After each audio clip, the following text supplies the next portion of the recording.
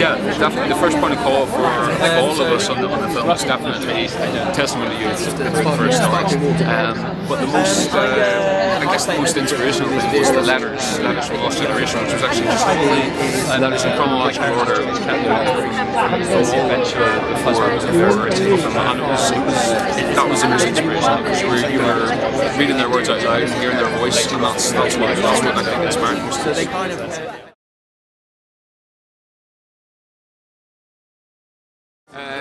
Yes, so one of the most tragic things, the most tragic thing about Victor is that initially he's not drafting anymore because of his eyesight, but as the work goes on, more and more men are getting lost, they're desperate for men, so Victor is called forward, and ironically does lose his sight and comes back blind. The attitude back then to anyone who lost their sight was severe. It was a fate worse than death, and so that was the tough thing. So for me, it was about understanding the mentality of that, what it was physically to experience that mentally. So I contacted the Blind Veterans UK, which is a fantastic charity. They were absolutely brilliant to me. Not only did I learn about them, it's a fantastic work they do, but they gave me the first-hand experience of what it was to be blind. They turned up to the centre down in Brighton.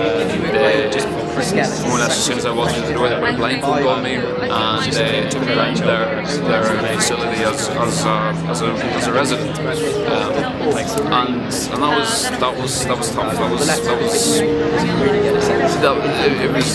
It put me through a weird kind of mind frame, but it was very much having Victor in mind by doing it.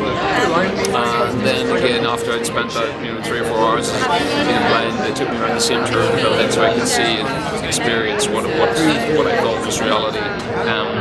But to me, that was vital, not only just as for Victor, but as a life skill as well. It was a fascinating thing to go through.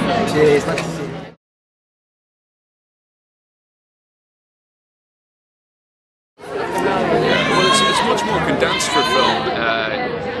You only have the one 90-minute script or whatever it is, so you can map out your journey much more succinctly.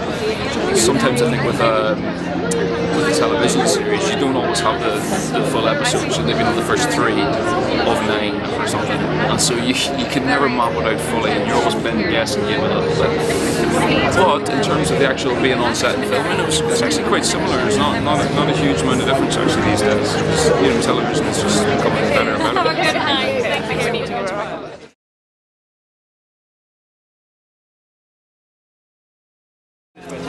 Yeah, that's such a tough question. I was asked that earlier because I'd love to think I would. I'd love to think I was as brave as Victor was. I don't know. I don't think I could.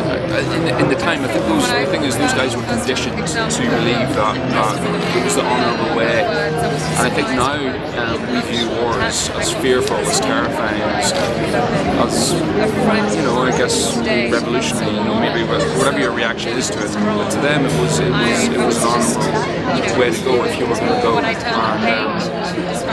can't sort of liken it to anything today, but I'd like to think I'd be as brave as him.